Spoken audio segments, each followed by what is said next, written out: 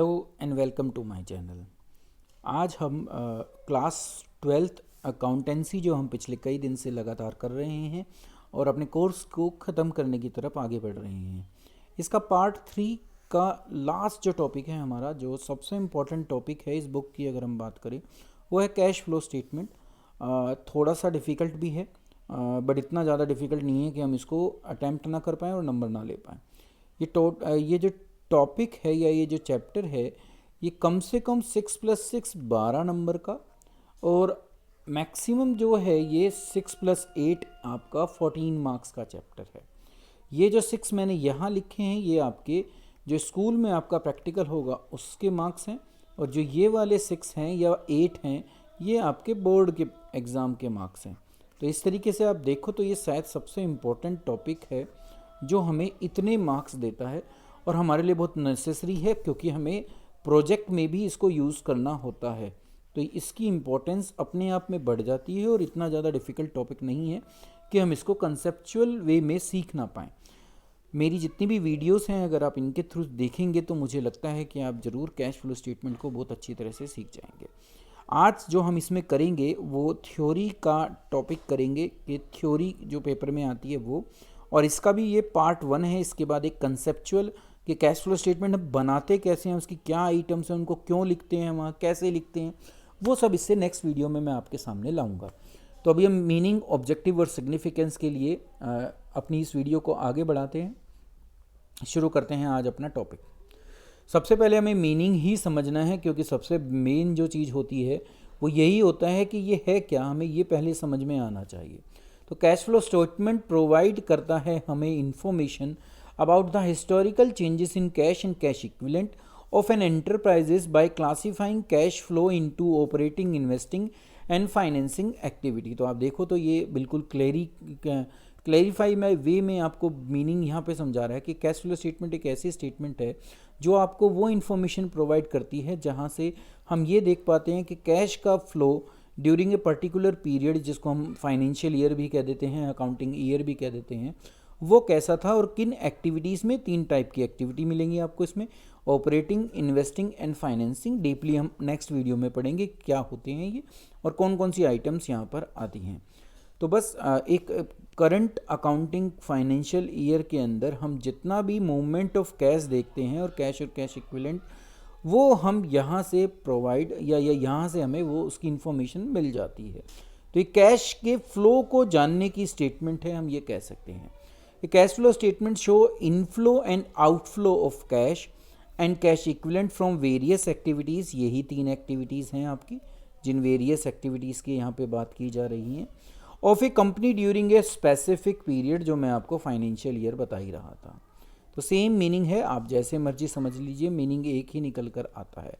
Inflow का मतलब जब है जब आपके पास कैश की इनवर्ड मूवमेंट हो, कैश आपके पास आ रहा हो। आउटफ्लो का मतलब आप कैश को पे कर रहे हो, कैश और कैश इक्विवेलेंट को, मतलब कि आपके पास से वो जा रहा होगा।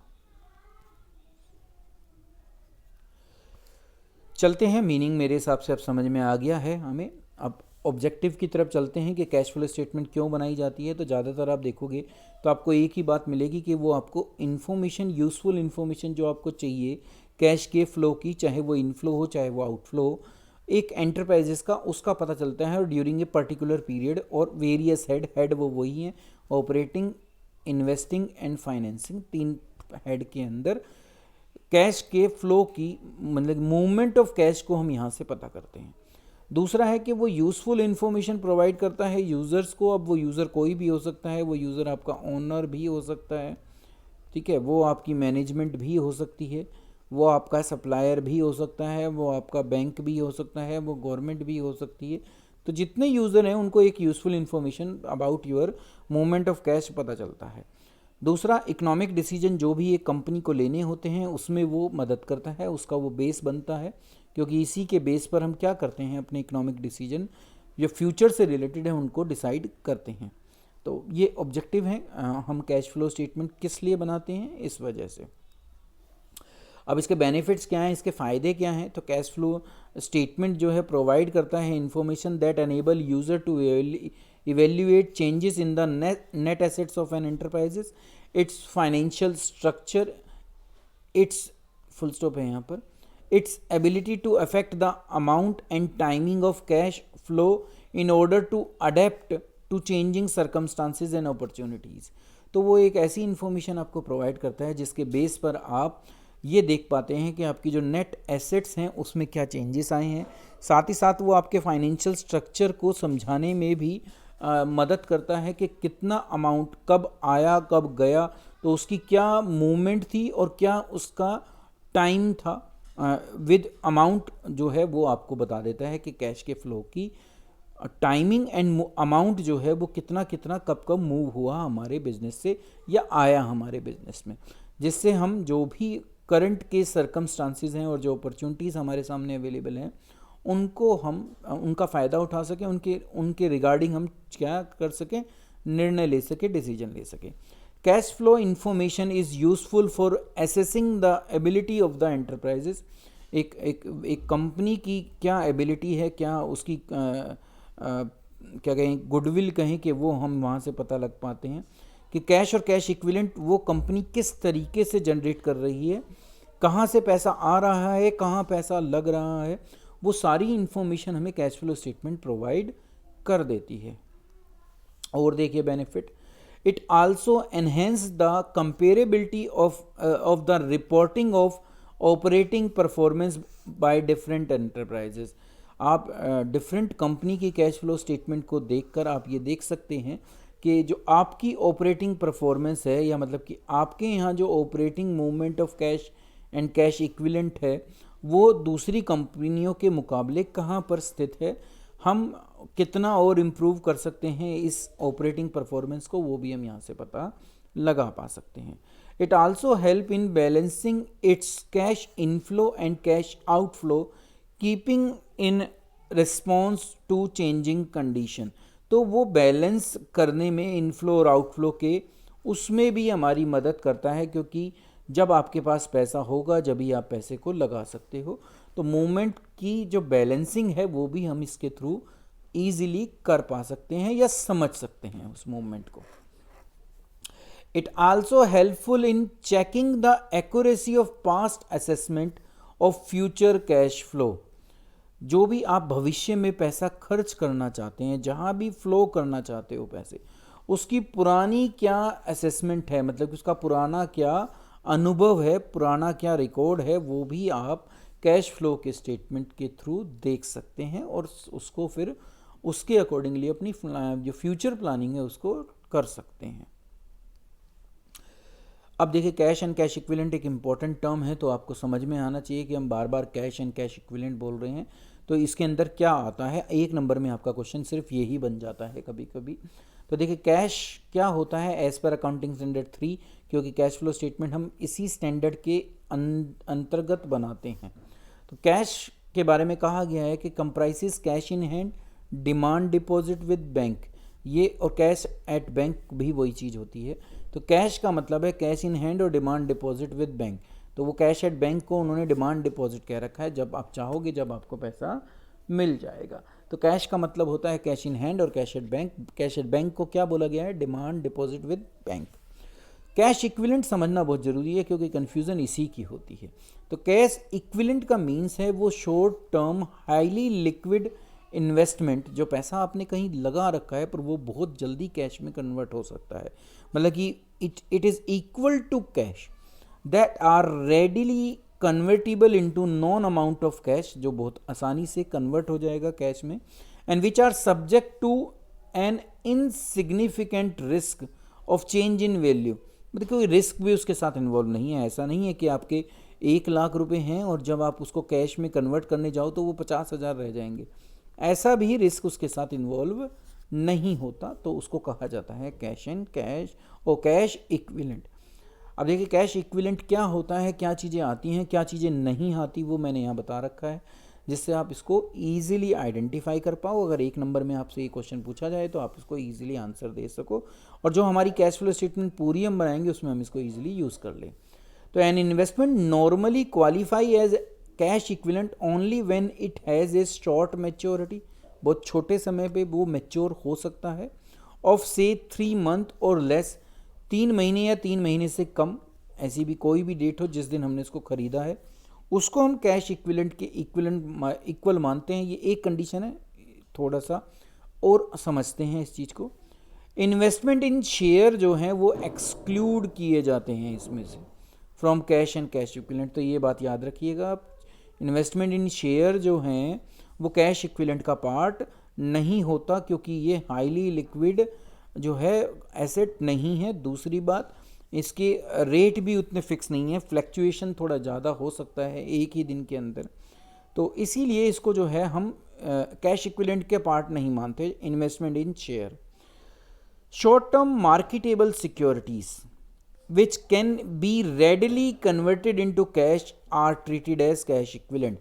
पर जो मार्केटेबल सिक्योरिटीज़ होती हैं छोटे समय की, ठीक है, उनको आप क्या मानते हो, कैश इक्विवेलेंट मानते हो, क्योंकि वो बहुत आसानी से जब मैं चाहूँ उसी दिन कन्वर्ट हो जाएंगे और जितना अमाउंट है उतना ही मिलेगा। ऐसा नहीं है कि अप एंड डाउन वहाँ पर अवेलेबल हो। तो इसलिए मार्केटेबल सिक्योरिटीज़ को तो हम कैश इक्विवेलेंट की हेडिंग में लेंगे, बट इन्वेस्टमेंट इन शेयर को नहीं लेंगे। जो आपको यहाँ से समझना था वो ये पॉइंट था। कैश के फ्लो को मूवमेंट ऑफ कैश के, तो हमने देखा कि कैश फ्लो का मतलब है मूवमेंट ऑफ कैश इन, आना और out, due to some non cash item. क्यों आ और जा रहा है? क्योंकि आपने कोई ना कोई नॉन कैश आइटम या तो खरीदी होगी या बेची होगी। देखिए, receipt of cash from non cash item is termed as cash inflow. जैसे सेल ऑफ गुड्स किया तो नॉन कैश आइटम है गुड्स, उसको बेच रहे हो, कैश आ रहा है, तो क्या हो गई, कैश इनफ्लो की ट्रांजैक्शन हो गई। लोन आपने ले लिया बैंक से, तो फिर क्या हुआ, एक लाइबिलिटी क्रिएट हुई आपकी जो नॉन कैश है, और क्या हुआ उसी के साथ साथ आपके पास कैश की मूवमेंट इन हुई, आया आपके पास। ऐसे while cash payment in respect of such items as cash outflow, तो जिसमें जब पैसा हम पे कर रहे हों तो वो कैश आउटफ्लो कहलाता है। जैसे परचेज ऑफ मशीनरी हो, सैलरी पेड हो, ये सब एग्जांपल आपके कैश आउटफ्लो के हैं। अब कैश मैनेजमेंट क्या होती है ये आपको समझना बहुत ज़रूरी होता है, क्योंकि ये वर्ड आपको मिल सकता है। Include the investment of access cash and cash in cash equivalent. तो कैश मैनेजमेंट इंक्लूड करता है वो इन्वेस्टमेंट ऑफ एक्सेस कैश, जब आपके पास कुछ पैसा ज़्यादा हो और आपने उसको क्या कर दिया हो, ऐसी जगह लगा दिया हो जो ईजिली कन्वर्ट हो सकता है कैश में। जैसे इन्वेस्टमेंट इन मार्केटेबल सिक्योरिटीज़, तो जब मैं पैसा मार्केटेबल सिक्योरिटीज़ में लगा रहा हूँ तो है तो ये एक इन्वेस्टमेंट, पर ये एक ऐसी इन्वेस्टमेंट है जिसको मैं जब चाहूँ किस में कन्वर्ट कर सकता हूँ, कैश में कन्वर्ट कर सकता हूँ। तो इसीलिए इसको हम कैश इक्विवेलेंट में इंक्लूड कर लेते हैं, बट इन्वेस्टमेंट इन शेयर को इंक्लूड नहीं करते। तो कैश मैनेजमेंट का मतलब ऐसा पैसा जो आपके पास एक्सेस है उसको आपने कुछ ऐसी जगह लगा दिया जहाँ से आप उसको ईजिली कैश में कन्वर्ट कर सकते हो, तो ये कहलाता है कैश फ्लो। अब क्लासिफिकेशन ऑफ एक्टिविटीज़, तो आपने देखा था 3 क्लासिफिकेशन हमने की थी। अकाउंटिंग स्टैंडर्ड हमें यही कहता है कि आप 3 हिस्सों में कैश के मूवमेंट को चेक करोगे, एक ऑपरेटिंग एक्टिविटीज़ के रूप में, एक इन्वेस्टिंग एक्टिविटीज़ के रूप में, एक फाइनेंसिंग एक्टिविटीज़ के रूप में। ऑपरेटिंग आपके लिए सबसे इम्पोर्टेंट है क्योंकि ये बिजनेस को रन करने से रिलेटेड है और यहीं से आपका सारा मूवमेंट होता है। जो भी पैसा यहाँ से आता जाता है वो सब कहाँ यूज़ होता है, हमारी ऑपरेटिंग एक्टिविटी में। तो ये सबसे इम्पोर्टेंट पार्ट है, सबसे लेंथी पार्ट है, इससे बड़ा कोई पार्ट नहीं होता। लंबे भी इसके सबसे ज़्यादा ही होते हैं और थोड़ा सा ट्रिकी भी यही मिलेगा आपको। इन्वेस्टिंग फाइनेंसिंग आपको आसान मिलेगी। इन्वेस्टिंग का मतलब होता है जहाँ आप पैसा यूज़ कर रहे हो, यहाँ आपका ज़्यादातर यूज़ होता है, यहाँ से ज़्यादातर आपको आउटफ्लो मिलेगा। कोई भी एसेट जब आप खरीदते हो तो वो इन्वेस्टिंग एक्टिविटी का पार्ट होता है। तो जितनी भी हमारी नॉन करंट एसेट्स हैं वो सब इसी का पार्ट मिलेगा आपको, इन्वेस्टिंग का। फाइनेंसिंग एक्टिविटीज़ में आपका एक तो शेयर होल्डर फंड आता है और दूसरा आपका आता है नॉन करंट लायबिलिटी। तो ये उन सारी चीज़ों को कवर करता है जहां आपने पैसा, जहां से पैसा आपके पास आ रहा है, जहां से आप फंड को इकट्ठा कर रहे हो, तो ये फाइनेंस ऑफ फंड कहलाता है, इसीलिए इसका नाम भी फाइनेंसिंग एक्टिविटी है। तो यहाँ आप देखोगे ज़्यादातर आपको मूवमेंट इनवर्ड मिलेगी, पैसा आता मिलेगा, पर ऐसा नहीं है, यहाँ से आउटवर्ड मूवमेंट भी मिलती है जब आप पेमेंट करते हो किसी भी टाइप की। तो वो सारी मूवमेंट जो हैं आपको इसमें फाइनेंसिंग एक्टिविटीज़ में मिलेंगी। कुछ ऐसी आइटम्स भी मिलेंगी जो फाइनेंसिंग से रिलेटेड थी और हमारे प्रॉफिट एंड लॉस में हैं, उनको फिर मैं प्रॉफिट एंड लॉस से निकालता हूँ, मतलब कि ऑपरेटिंग में से निकालता हूँ और फाइनेंसिंग में डालूंगा, तो ये बाद में आप हम देखेंगे। तो यहाँ फाइनेंसिंग का मतलब आपने कहाँ से फाइनेंस लिया, वो सारी एक्टिविटीज़ और उन पर होने वाले खर्चे सब किस में आएंगे, फाइनेंसिंग एक्टिविटी में। इन्वेस्टिंग में होता है कि जहाँ आपने इन्वेस्ट किया और उनसे रिलेटेड जो भी आपकी इनकम है वो भी वहीं पर जाती है।